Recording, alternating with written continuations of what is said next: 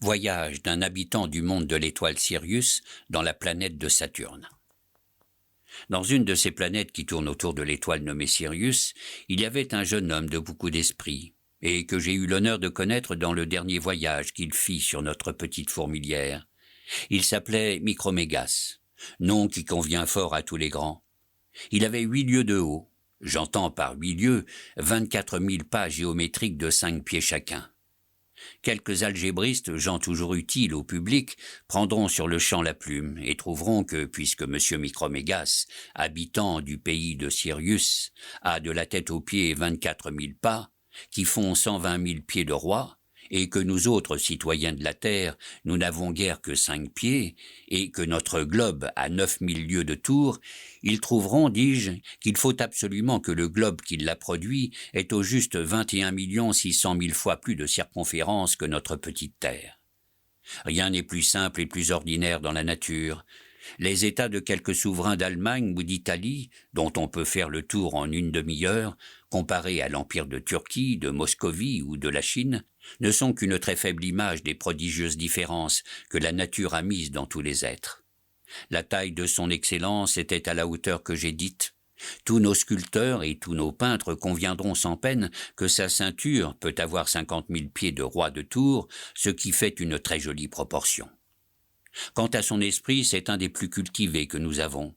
Il sait beaucoup de choses, il en a inventé quelques-unes. Il n'avait pas encore 250 ans et il étudiait, selon la coutume, au collège des jésuites de sa planète, lorsqu'il devina, par la force de son esprit, plus de 50 propositions d'Euclide. C'est 18 de plus que Blaise Pascal, lequel, après en avoir deviné 32 en se jouant, à ce que dit sa sœur, devint depuis un géomètre assez médiocre et un fort mauvais métaphysicien.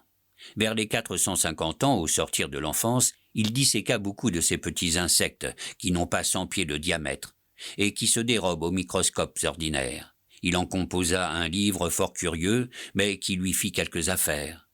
Le mufti de son pays, grand vétillard et fort ignorant, trouva dans son livre des propositions suspectes, malsonnantes, téméraires, hérétiques, sentant l'hérésie, et le poursuivit vivement.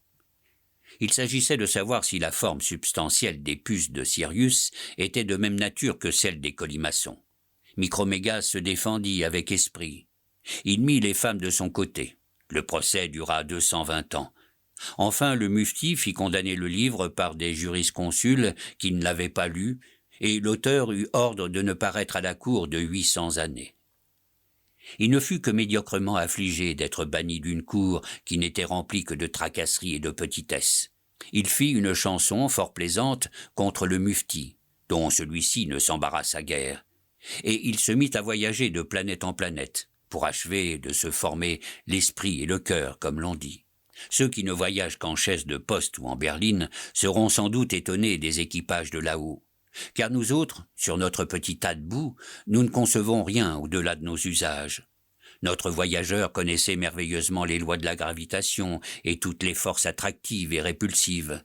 Il s'en servait si à propos que, tantôt à l'aide d'un rayon du soleil, tantôt par la commodité d'une comète, il allait de globe en globe, lui et les siens, comme un oiseau voltige de branche en branche. Il parcourut la Voie lactée en peu de temps, et je suis obligé d'avouer qu'il ne vit jamais, à travers les étoiles, dont elle est semée, ce beau ciel empyré que l'illustre vicaire d'Héram se vante d'avoir vu au bout de sa lunette. Ce n'est pas que je prétende que M. d'Héram ait mal vu, à Dieu ne plaise, mais Micromégas était sur les lieux. C'est un bon observateur, et je ne veux contredire personne. Micromégas, après avoir tourné, arriva dans le globe de Saturne. Quelque accoutumé qu'il fût à voir des choses nouvelles, il ne put d'abord, en voyant la petitesse du globe et de ses habitants, se défendre de ce sourire de supériorité qui échappe quelquefois aux plus sages. Car enfin, Saturne n'est guère que 900 fois plus gros que la Terre, et les citoyens de ce pays-là sont des nains qui n'ont que 1000 toises de haut, ou environ. Il s'en moqua un peu, d'abord avec ces gens, à peu près comme un musicien italien se met à rire de la musique de Lully quand il vient en France.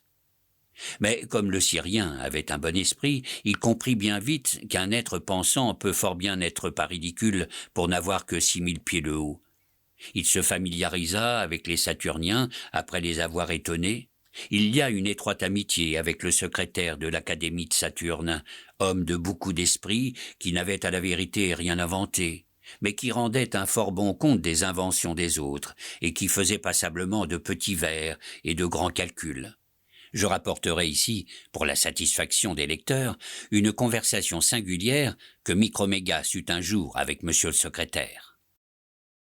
Conversation de l'habitant de Sirius avec celui de Saturne.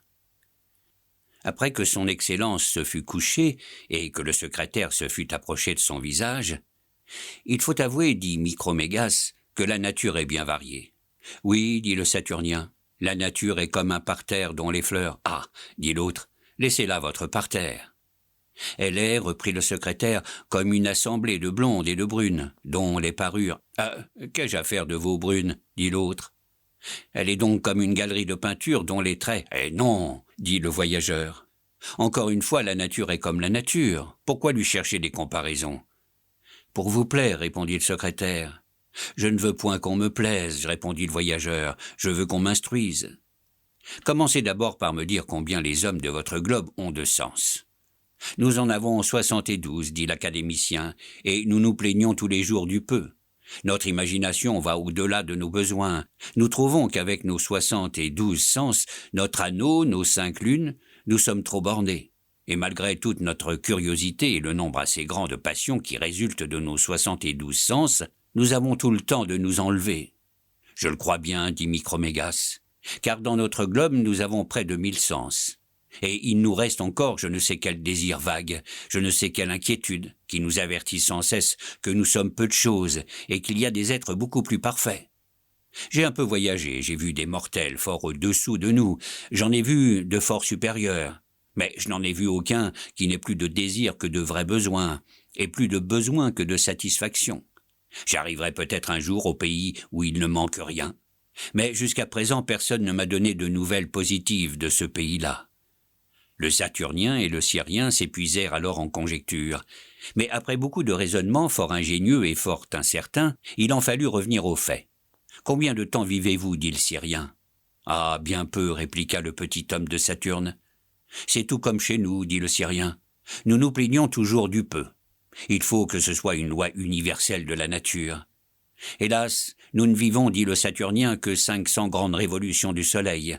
Cela revient à 15 000 ans ou environ, à compter à notre manière. Vous voyez bien que c'est mourir presque au moment que l'on est né. Notre existence est un point, notre durée un instant, notre globe un atome. À peine a-t-on commencé à s'instruire un peu que la mort arrive avant qu'on ait de l'expérience. Pour moi, je n'ose faire aucun projet. Je me trouve comme une goutte d'eau dans un océan immense. Je suis honteux, surtout devant vous, de la figure ridicule que je fais dans ce monde. » Micromégas lui répartit. « Si vous n'étiez pas philosophe, je craindrais de vous affliger en vous apprenant que notre vie est 700 fois plus longue que la vôtre. Mais vous savez trop bien que quand il faut rendre son corps aux éléments et ranimer la nature sous une autre forme, ce qui s'appelle mourir, quand ce moment de métamorphose est venu, avoir vécu une éternité ou avoir vécu un jour, c'est précisément la même chose. J'ai été dans des pays où l'on vit 1000 fois plus longtemps que chez moi, et j'ai trouvé qu'on y murmurait encore. Mais il y a partout des gens de bon sens qui savent prendre leur parti et remercier l'auteur de la nature. Il a répandu sur cet univers une profusion de variétés, avec une espèce d'uniformité admirable. Par exemple, tous les êtres pensants sont différents, et tous se ressemblent au fond par le don de la pensée et des désirs. La matière est partout étendue, mais elle a dans chaque globe des propriétés diverses. Combien comptez-vous de ces propriétés diverses dans votre matière ? Si vous parlez de ces propriétés, dit le Saturnien, sans lesquelles nous croyons que ce globe ne pourrait subsister tel qu'il est, nous en comptons 300, comme l'étendue, l'impénétrabilité, la mobilité, la gravitation, la divisibilité et le reste. Apparemment, répliqua le voyageur, que ce petit nombre suffit aux vues que le Créateur avait sur votre petite habitation. J'admire en tout sa sagesse. Je vois partout des différences, mais aussi partout des proportions. Votre globe est petit, vos habitants le sont aussi. Vous avez peu de sensations, votre matière a peu de propriétés. Tout cela est l'ouvrage de la Providence. De quelle couleur est votre soleil bien examiné ? D'un blanc fort jaunâtre, dit le Saturnien. Et quand nous divisons un de ces rayons, nous trouvons qu'il contient 7 couleurs. Notre soleil tire sur le rouge, dit le Syrien, et nous avons 39 couleurs primitives. Il n'y a pas un soleil parmi tous ceux dont j'ai approché qui se ressemble. Comme chez vous, il n'y a pas un visage qui ne soit différent de tous les autres. Après plusieurs questions de cette nature, il s'informa combien de substances essentiellement différentes on comptait dans Saturne. Il apprit qu'on n'en comptait qu'une trentaine. Comme Dieu, l'espace, la matière, les êtres étendus qui sentent, les êtres étendus qui sentent et qui pensent, les êtres pensants qui n'ont point d'étendue, ceux qui se pénètrent, ceux qui ne se pénètrent pas, et le reste. Le Syrien, chez qui on en comptait 300 et qui en avait découvert 3000 autres dans ses voyages, étonna prodigieusement le philosophe de Saturne. Enfin, après s'être communiqué l'un à l'autre un peu de ce qu'ils savaient et beaucoup de ce qu'ils ne savaient pas, après avoir raisonné pendant une révolution du Soleil, ils résolurent de faire ensemble un petit voyage philosophique. Voyage des 2 habitants de Sirius et de Saturne. Nos 2 philosophes étaient prêts à s'embarquer dans l'atmosphère de Saturne avec une fort jolie provision d'instruments mathématiques, lorsque la maîtresse du Saturnien, qui en eut des nouvelles, vint en larmes faire ses remontrances.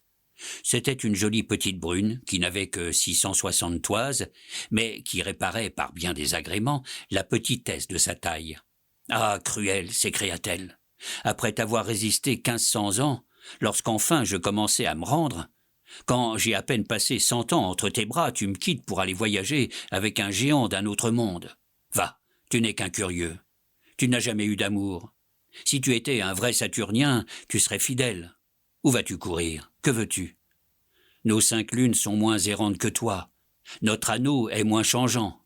Voilà qui est fait. Je n'aimerai jamais plus personne. » Le philosophe l'embrassa, pleura avec elle, tout philosophe qu'il était, et la dame, après s'être pâmée, alla se consoler avec un petit maître du pays. Cependant, nos 2 curieux partirent. Ils sautèrent d'abord sur l'anneau qu'ils trouvèrent assez plat, comme l'a fort deviné un illustre habitant de notre petit globe. De là, ils allèrent de lune en lune. Une comète passait tout auprès de la dernière. Ils s'élancèrent sur elle avec leurs domestiques et leurs instruments. Quand ils eurent fait environ 150 millions de lieues, ils rencontrèrent les satellites de Jupiter. Ils passèrent dans Jupiter même, et y restèrent 1 année, pendant laquelle ils apprirent de fort beaux secrets qui seraient actuellement sous presse sans messieurs les inquisiteurs, qui ont trouvé quelques propositions un peu dures.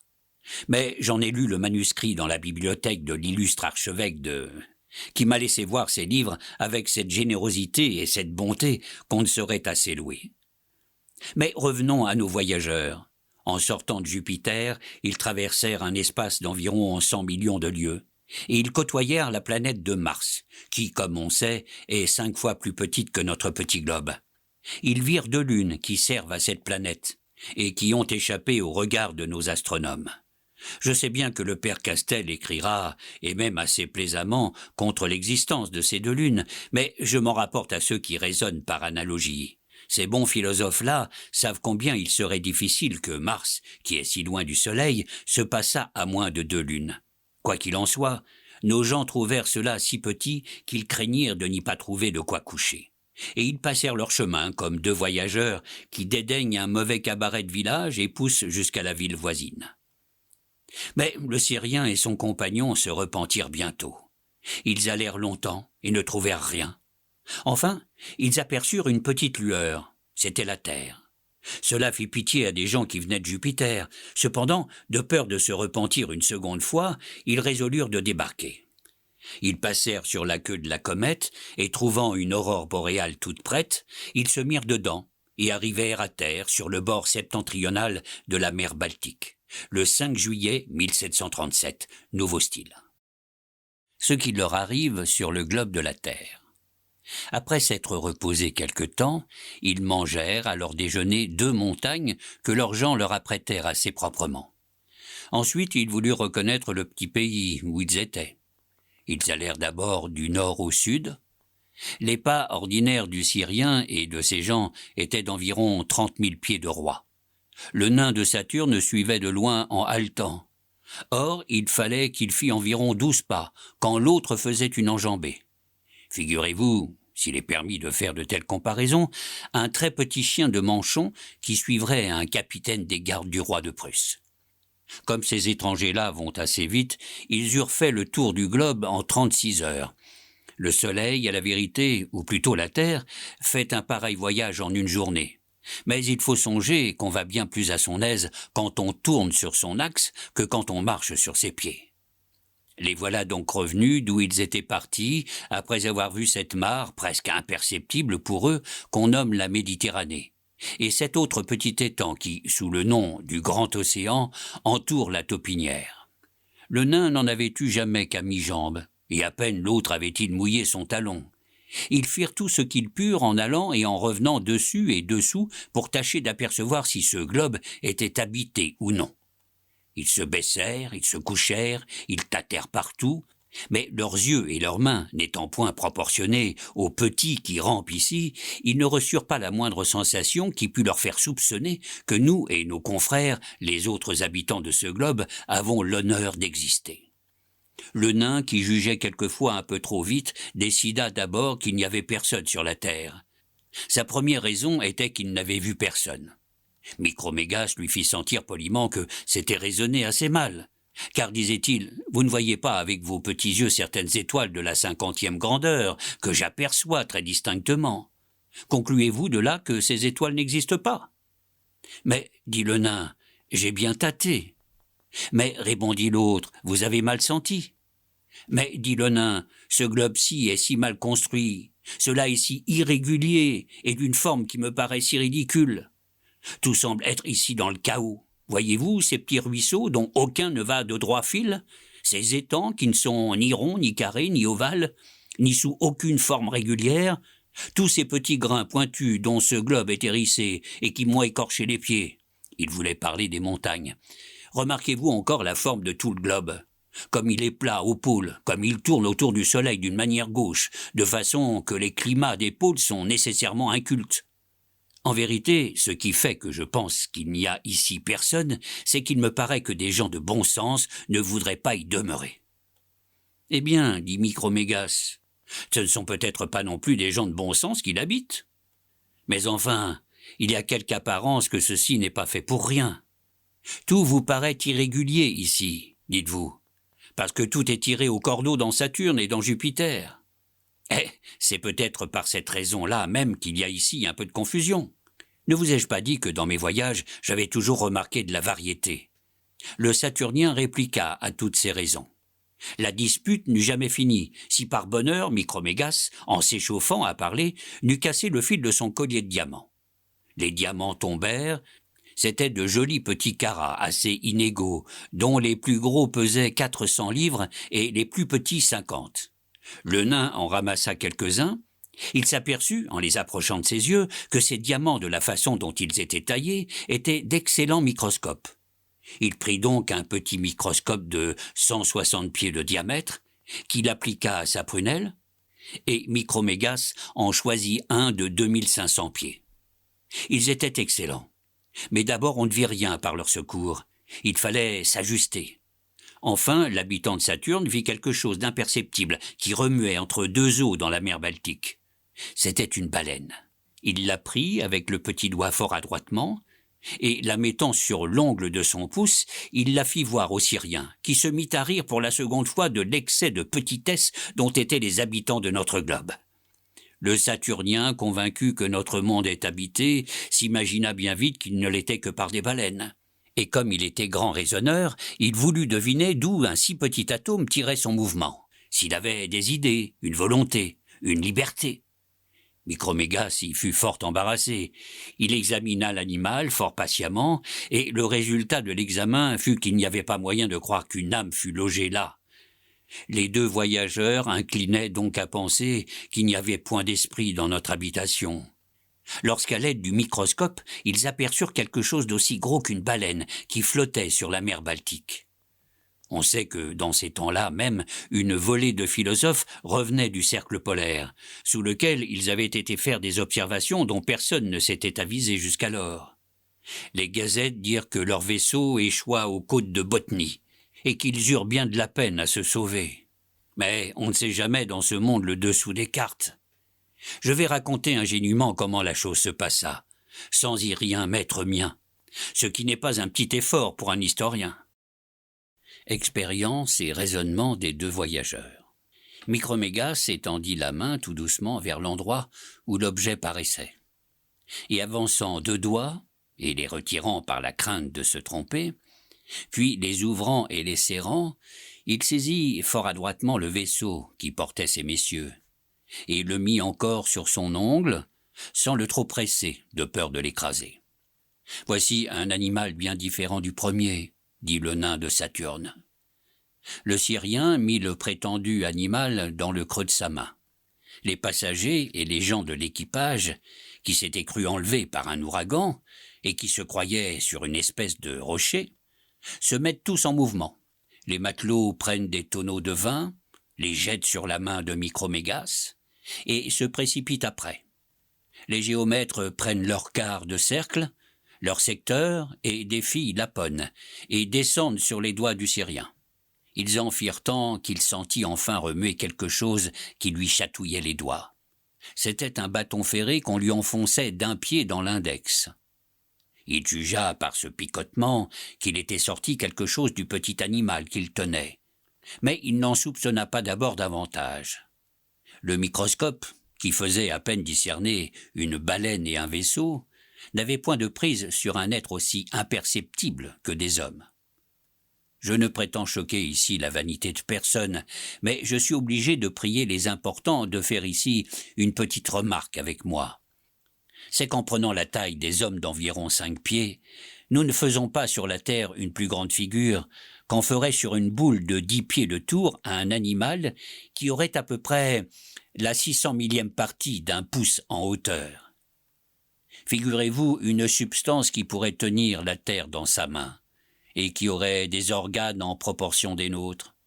Et il se peut très bien faire qu'il y ait un grand nombre de ces substances.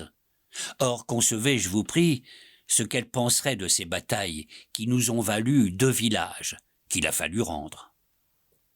Je ne doute pas que si quelque capitaine des grands grenadiers lit jamais cet ouvrage, il ne hausse de 2 grands pieds au moins les bonnets de sa troupe. Mais je l'avertis qu'il aura beau faire, et que lui et les siens ne seront jamais que des infiniment petits. Quelle adresse merveilleuse ne fallait-il donc pas à notre philosophe de Sirius pour apercevoir les atomes dont je viens de parler. Quand Leeuwenhoek et Hartsocker virent les premiers, ou crurent voir la graine dont nous sommes formés, ils ne firent pas à beaucoup près une si étonnante découverte. Quel plaisir sentit Micromégas en voyant remuer ces petites machines, en examinant tous leurs tours, en les suivant dans toutes leurs opérations. Comme il s'écria, comme il mit avec joie un de ses microscopes dans les mains de son compagnon de voyage. « Je les vois, disaient-ils tous deux à la fois. Ne les voyez-vous pas qui portent des fardeaux, qui se baissent, qui se relèvent ?» En parlant ainsi, les mains leur tremblaient, par le plaisir de voir des objets si nouveaux et par la crainte de les perdre. Le Saturnien, passant d'un excès de défiance à un excès de crédulité, crut apercevoir qu'il travaillait à la propagation. « Ah, disait-il, j'ai pris la nature sur le fait. » Mais il se trompait sur les apparences, ce qui n'arrive que trop, soit qu'on se serve ou non de microscope. Ce qui leur arriva avec des hommes. Micromégas, bien meilleur observateur que son nain, vit clairement que les atomes se parlaient, et il le fit remarquer à son compagnon, qui, honteux de s'être mépris sur l'article de la génération, ne voulut point croire que de pareilles espèces puissent se communiquer des idées. Il avait le don des langues, aussi bien que le Syrien. Il n'entendait point parler nos atomes, et il supposait qu'ils ne parlaient pas. D'ailleurs, comment ces êtres imperceptibles auraient-ils les organes de la voix? Et qu'auraient-ils à dire? Pour parler, il faut penser, ou à peu près. Mais s'ils pensaient, ils auraient donc l'équivalent d'une âme. Or, attribuer l'équivalent d'une âme à cette espèce, cela lui paraissait absurde. « Mais, dit le Syrien, vous avez cru tout à l'heure qu'il faisait l'amour. Est-ce que vous croyez qu'on puisse faire l'amour sans penser et sans proférer quelques paroles? Ou du moins sans se faire entendre? Supposez-vous d'ailleurs qu'il soit plus difficile de produire un argument qu'un enfant? Pour moi, l'un et l'autre me paraissent de grands mystères. Je n'ose plus ni croire ni nier, dit le nain. Je n'ai plus d'opinion. Il faut tâcher d'examiner ces insectes. Nous raisonnerons après. C'est fort bien dit, reprit Micromégas. Et aussitôt il tira une paire de ciseaux dont il se coupa les ongles et d'une rognure de l'ongle de son pouce. Il fit sur le champ une espèce de grande trompette parlante, comme un vaste entonnoir, dont il mit le tuyau dans son oreille. La circonférence de l'entonnoir enveloppait le vaisseau et tout l'équipage. La voix la plus faible entrait dans les fibres circulaires de l'ongle, de sorte que, grâce à son industrie, le philosophe de là-haut entendit parfaitement le bourdonnement de nos insectes de là-bas. En peu d'heures, il parvint à distinguer les paroles et enfin à entendre le français. Le nain en fit autant, quoique avec plus de difficulté. L'étonnement des voyageurs redoublait à chaque instant. Ils entendaient des mythes parler, d'assez bon sens. Ce jeu de la nature leur paraissait inexplicable. Vous croyez bien que le Syrien et son nain brûlaient d'impatience de lier conversation avec les atomes. Ils craignaient que sa voix de tonnerre, et surtout celle de Micromégas, n'assourdît les mythes sans en être entendus. Il fallait en diminuer la force. Ils se mirent dans la bouche des espèces de petits cure-dents dont le bout fort effilé venait donner auprès du vaisseau. Le Syrien tenait le nain sur ses genoux, et le vaisseau avec l'équipage sur un ongle. Il baissait la tête et parlait bas. Enfin, moyennant toutes ces précautions et bien d'autres encore, il commença ainsi son discours. « Insecte invisible, que la main du Créateur s'est plu à faire naître dans l'abîme de l'infiniment petit, je le remercie de ce qu'il a daigné me découvrir des secrets qui semblaient impénétrables. Peut-être ne daignerait-on pas vous regarder à ma cour, mais je ne méprise personne et je vous offre ma protection. » Si jamais il y eut quelqu'un d'étonné, ce furent les gens qui entendirent ces paroles. Ils ne pouvaient deviner d'où elles partaient. L'aumônier du vaisseau récita les prières des exorcismes, les matelots jurèrent, et les philosophes du vaisseau firent un système. Mais quelque système qu'ils fissent, ils ne purent jamais deviner qui leur parlait.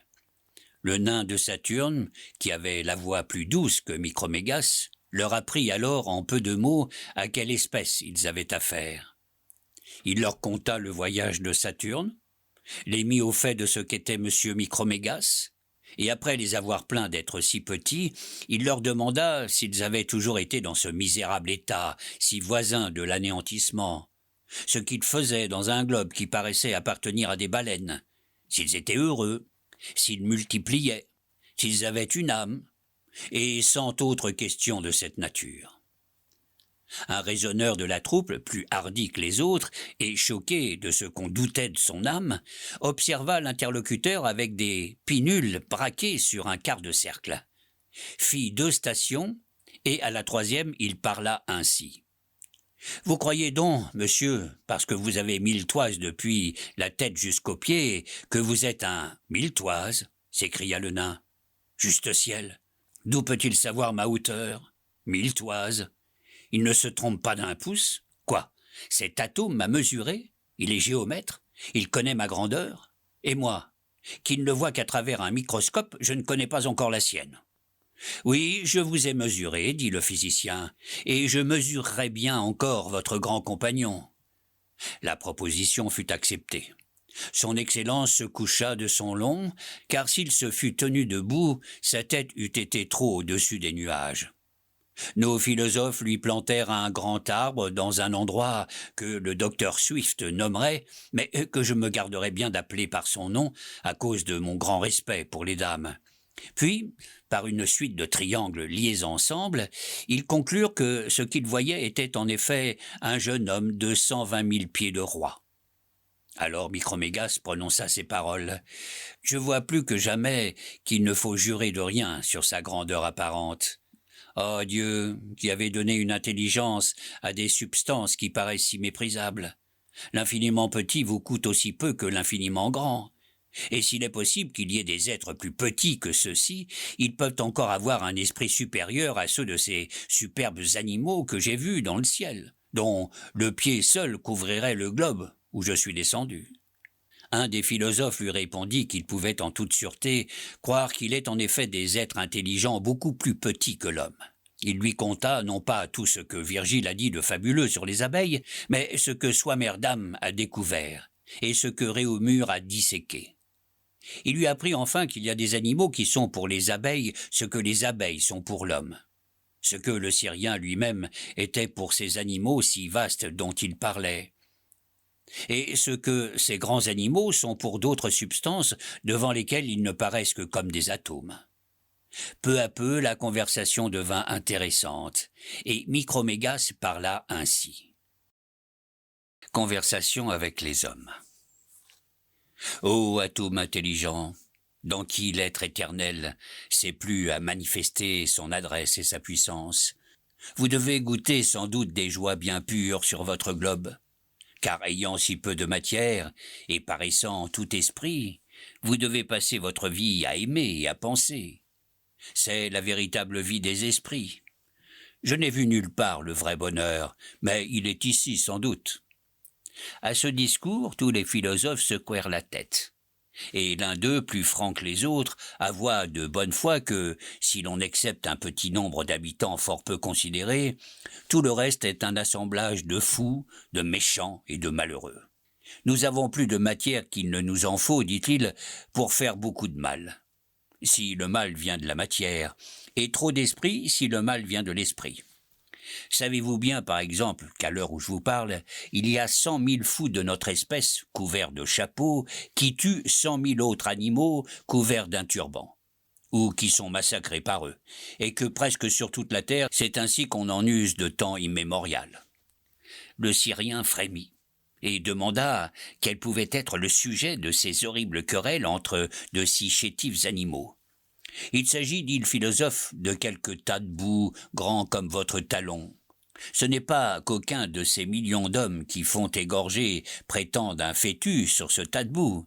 Il ne s'agit que de savoir s'il appartiendra à un certain homme qu'on nomme sultan, ou à un autre qu'on nomme, je ne sais pourquoi, César.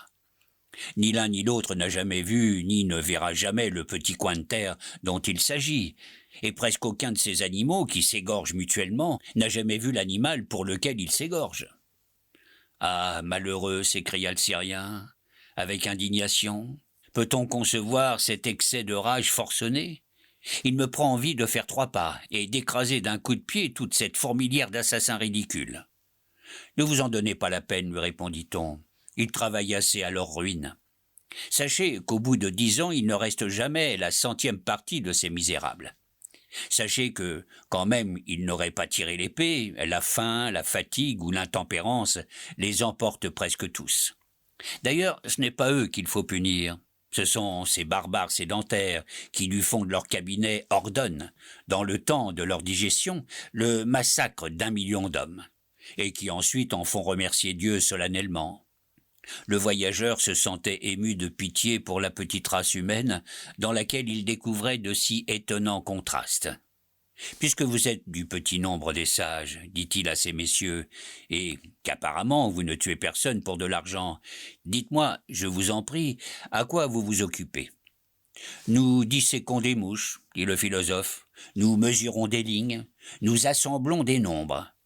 Nous sommes d'accord sur 2 ou 3 points que nous entendons, et nous disputons sur 2 ou 3 000 que nous n'entendons pas. » Il prit aussitôt fantaisie aux Syriens et aux Saturniens d'interroger ces atomes pensants, pour savoir les choses dont il convenait.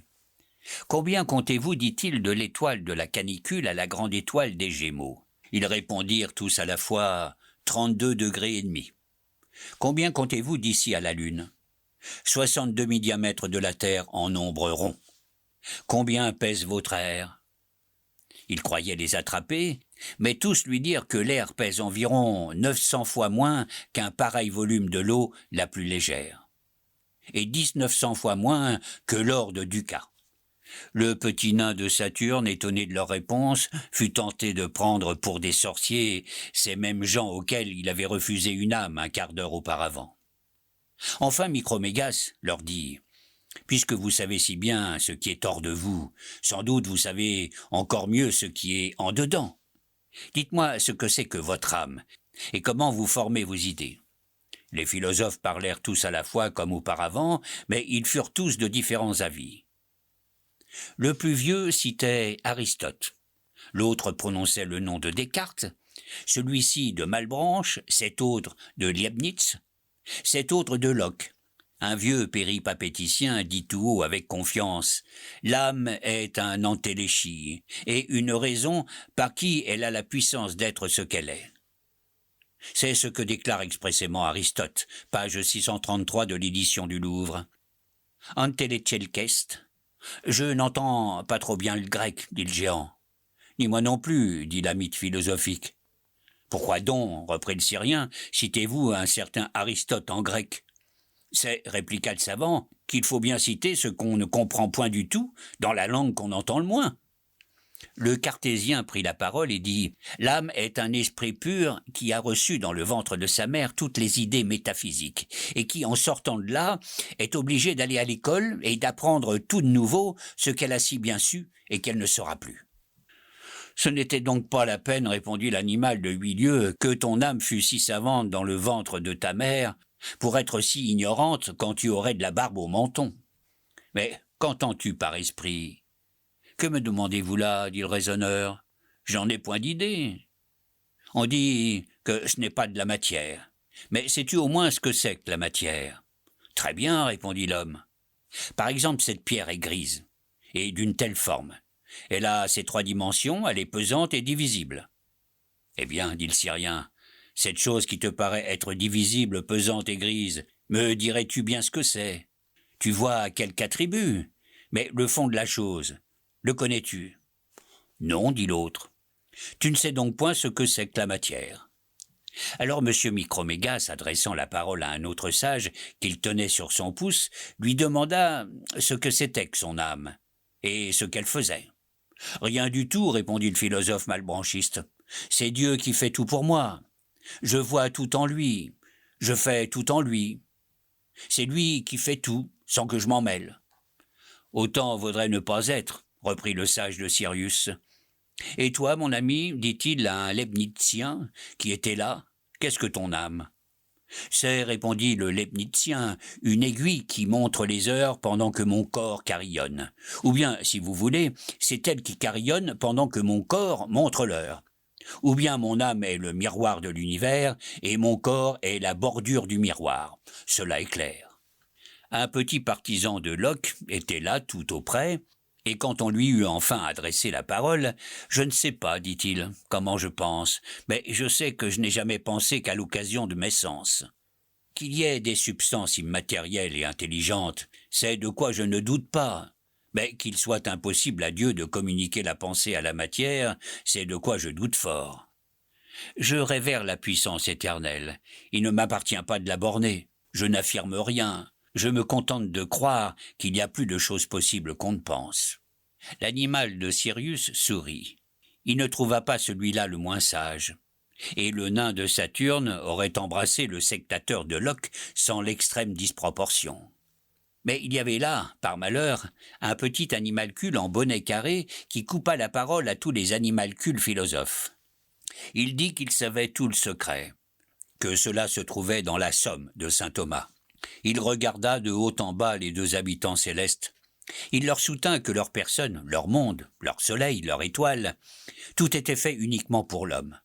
À ce discours, nos 2 voyageurs se laissèrent aller l'un sur l'autre en étouffant de ce rire inextinguible qui, selon Homère, est le partage des dieux. Leurs épaules et leurs ventres allaient et venaient. Et dans ces convulsions, le vaisseau, que le Syrien avait sur son ongle, tomba dans une poche de la culotte du Saturnien. Ces 2 bonnes gens le cherchèrent longtemps. Enfin, ils retrouvèrent l'équipage et le rajustèrent fort proprement. Le Syrien reprit les petites mythes. Il leur parla encore avec beaucoup de bonté, quoiqu'il fût un peu fâché dans le fond du cœur de voir que les infiniment petits eussent un orgueil presque infiniment grand. Il leur promit de leur faire un beau livre de philosophie, écrit fort menu pour leur usage, et que, dans ce livre, ils verraient le bout des choses. Effectivement, il ordonna ce volume avant son départ. On le porta à Paris, à l'Académie des sciences. Mais quand le secrétaire l'eut ouvert, il ne vit rien qu'un livre tout blanc. « Ah, dit-il, je m'en étais bien douté.